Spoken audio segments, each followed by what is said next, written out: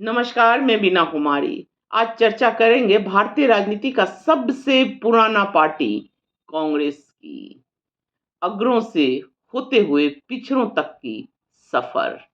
आज जिस प्रभावी ढंग से राहुल गांधी पिछड़ों, शोषितों, वंचितों, दलितों और आदिवासियों का मुद्दा उठा रहे हैं, यकीन जानिए आजाद भारत में बड़ा से बड़ा नेता इस तरह खुलकर इनके पक्ष में कभी भी खड़ा नहीं हो पाया।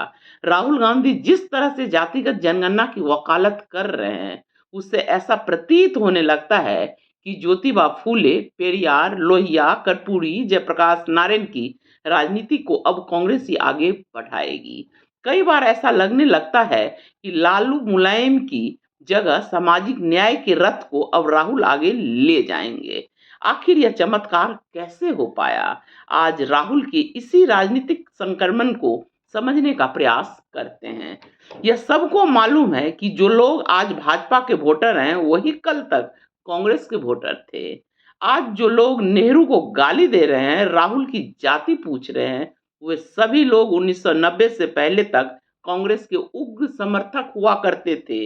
नेहरू उनके आराध्य होते थे। 1990 के बाद मंडल और कमंडल की राजनीति परिदृश्य का उदय होता है। लालू मुलायम मंडल के प्रतीक चिन्ह बनकर उभरते हैं, तो अडवाणी कमंडल के प्रतीक चिन्ह बनकर भारतीय राजनीतिक क्षितिज पर छा जाते हैं।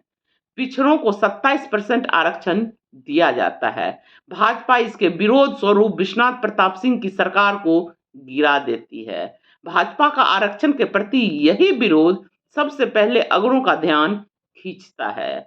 अगरे कांग्रेस के साथ दलित और मुस्लिम वोटों के गठजोड़ से सत्ता का आनंद ले रहे थे, पर वे पिछड़ों को दिए गए इस 27% आरक्षण की प्रतिशोध की ज्वाला में धधकने लगे थे। इसी बीच बाबरी मस्जिद का विध्वंस करवाया जाता है।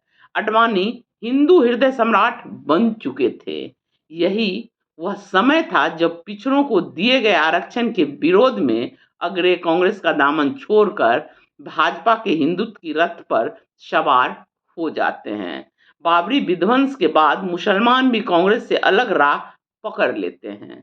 लालू मुलायम, नीतीश, मायावती के रूप में मुसलमानों को नया नायक मिल जाता है जो भाजपा से लड़ सकता है।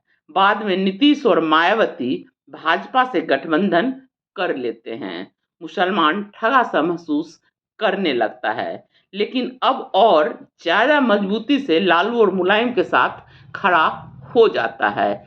यही वह समय था जब कांग्रेस कमजोर होने लगा और मंडल आंदोलन पिछड़ों को समाज में सत्ता में भागीदारी सुनिश्चित करवाने लगा।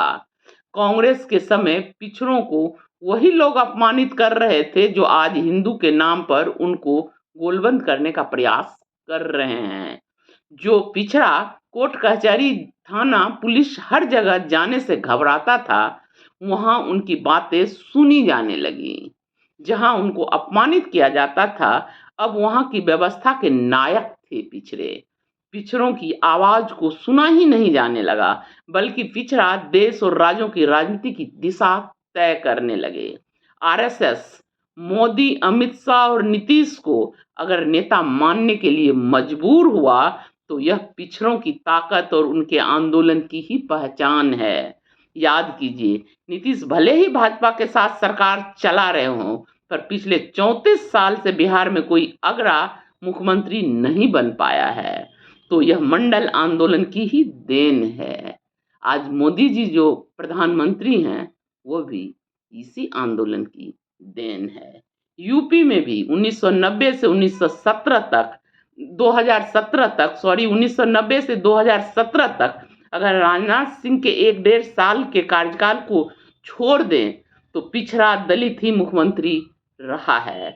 अन्य हिंदी भाषी राज्यों में भी भाजपा को आज भी अगड़ा मुख्यमंत्री बनाने से पहले 10 बार सोचना पड़ता है।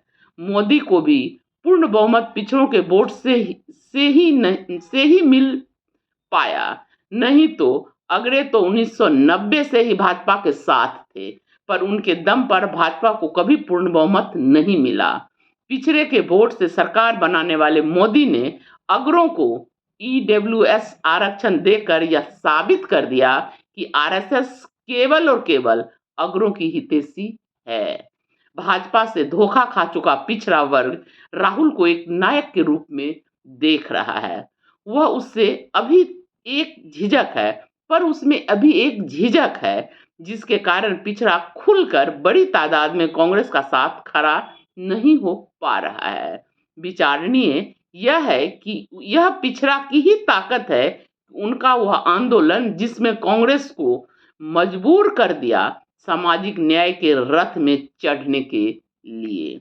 राहुल जब खुले मन से जातिगत जनगणना की बात करते हैं तो पिछड़ों को एक आस तो दिखती है, पर एक झिझक यह भी है कि कांग्रेस में राहुल और खड़गे जी के अलावा कोई भी बड़ा नेता जातिगत जनगणना की नाम तक नहीं लेता है।